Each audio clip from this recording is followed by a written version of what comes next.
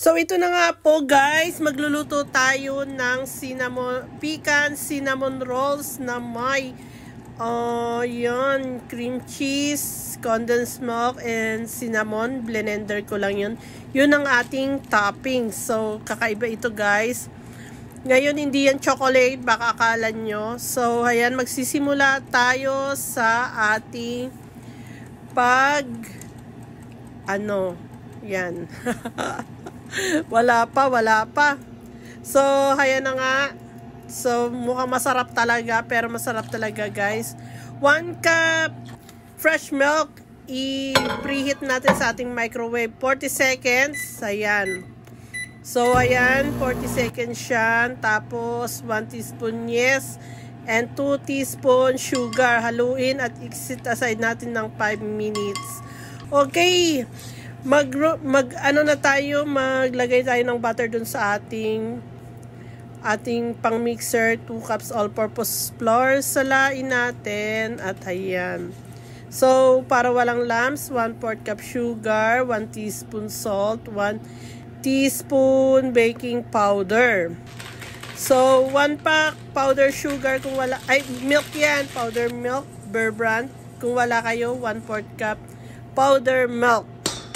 So, ayan, may isang egg tayo, room temperature, and 1 teaspoon vanilla essence. Okay, after 5 minutes ay ayan, nagbula-bula na yung ating yes, yan yun. Ibig sabihin, active yung yes natin.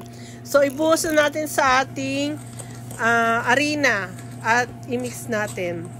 So, kung wala kayong mixer, ay pwedeng yung hand nyo. Ang brasuhan, exercise din yan. At ayan, i-mix lang din natin. Okay, 10 to 15 minutes hanggang ma-elastic ang ating dough. So, mix lang natin. Shoutout sa lahat, malapit na ang Ramadan. Pwede itong Ramadan, pang Ramadan, dahil mahilig ang mga tao sa sweet pag Ramadan. Okay, butter, 1/4 cup. So, yung haba na yan, yung mahabang butter, ay 1/4 lang yung ating gagamitin. So, need room temperatures para mabilis matunaw, ha? Okay. So, ayan, liliitan lang natin yung ating hiwa at i-mix lang natin yung ating harina. 15 minutes. Ayan. Pwedeng 10 minutes, ha? Pwedeng 10 minutes. Kung elastic na yung ating dough, ay pwede. Sa mga bagong subscriber, mag-subscribe na. And then, pagkatapos ng 15 minutes, ay lagyan natin ng oil para may tulong sa ating pagpapaalsa. Nilagay ko yun sa 1 hour. Pagpapaalsa after 1 hour, hayan na. Umalsa na yun. At saka yan.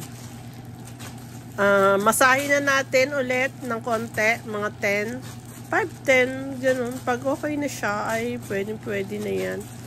Ihulma sa gustong panghulma. Okay, shoutout sa mga bagong subscriber.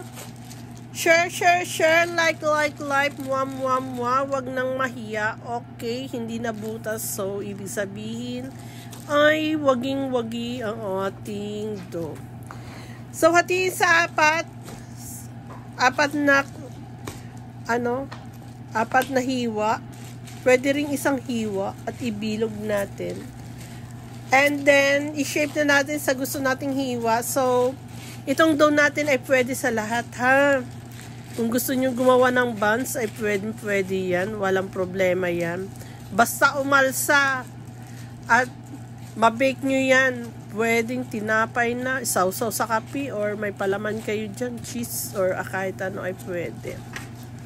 So, ayan, i-flatten na natin yung ating dough. Magdas lang tayo ng konting harina dyan. Okay? So, Ramadan Kareem sa mga kapatid nating Muslim dyan. At kung hindi naman kayo may Muslim, ay Ramadan Kareem naman. Nagsiselebrate din naman kayo dyan. No? Nakikisama rin naman tayo dyan. Supporting ba? So, lagyan ng butter. Ayan, para hindi dry. So, after that, ay ilagay na natin yung ating cinnamon. Brush lang natin ng butter. Kasi may butter na tayo kanina. So, konting dagdag na lang yan para kumapit yung ating cinnamon. Okay. So, ayan. Sumahod na ba ang lahat? Sana lahat ay sumahod na. Ako, yung akin ay ubos na. Ay, nako, sana buwan-buwan makasahod tayo. Ano? Bakit naman, Whitey, ha? Bigyan mo naman kami ng sahod buwan-buwan. At patrendingin nyo naman itong aking mga video. Kailangan ko ng pera ngayon. At tissue na. Ano, Whitey? Lolo Whites. Beke naman. So, i-shape na natin yan. Kung gaano kalaki ay kayo na ang bahala. Sa akin, ganyan lang. Tapos, medyo maliit pa yan. Kaya dinagdagan ko. Okay. Ano nang balita dyan sa atin sa Pinas? Sana okay kayo dyan. Kami dito ay okay naman. So, medyo malamig ang panahon.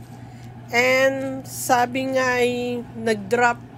And negative 2 yata. Kung hindi ako nagkamali, super lamig at mahangin sa labas. Sa nagtatanong, dito po kami sa bansang Saudi Arabia. At kung akala nyo ang Saudi Arabia ay talagang mainit, hindi pala totoong buong taon ay mainit. Kalahating taon ay malamig.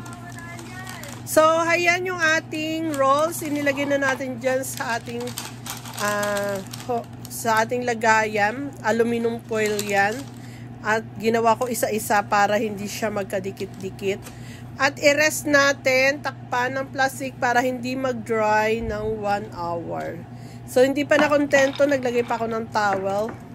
And ayan yung pikan natin. So, tatarin lang natin yan ng konti, maliliit. At itosta natin kasi yan yung ilalagay natin sa ibabaw. Pampasarap lalo yan ang ating gawa. So, ayan, tapos na ang 1 hour. I-brush natin para magandang golden. Ano yan yung pang-brush natin dyan, yung ating egg wash ay yellow na egg with konting milk. So, pag naluto yan ay golden brown siya. Pag wala ay medyo maputla kasi at saka hindi maganda ang kulay kung walang ganyan. Okay. Kung gusto naman ninyo ng matte color, yung matte, ay tubig lang ang spray nyo. Ganon. So, kanina nag-preheat na tayo ng oven sa 170 degrees Fahrenheit. So, ayan, inilagay na natin yung ating pecan nuts. Okay, damihan natin para mas masarap. At hindi tayo makakalimutan ng kakain yan. Sure. Ayan yung ating oven, bukas na. Isasalang na natin yan mga 20 minutes. Okay. Okay yan. After 20 minutes ay tanggalin na natin. At habang tayo ay nagsasalang ay maglagay na tayo ng condensed milk sa ating blender. At yan, curry cheese lang. Simpleng-simple. Okay, tapos i-blender natin. Lagyan natin yung cinnamon para may talagang cinnamon ang lasa. Okay, after 20 minutes, ayan na yung ating cinnamon roll.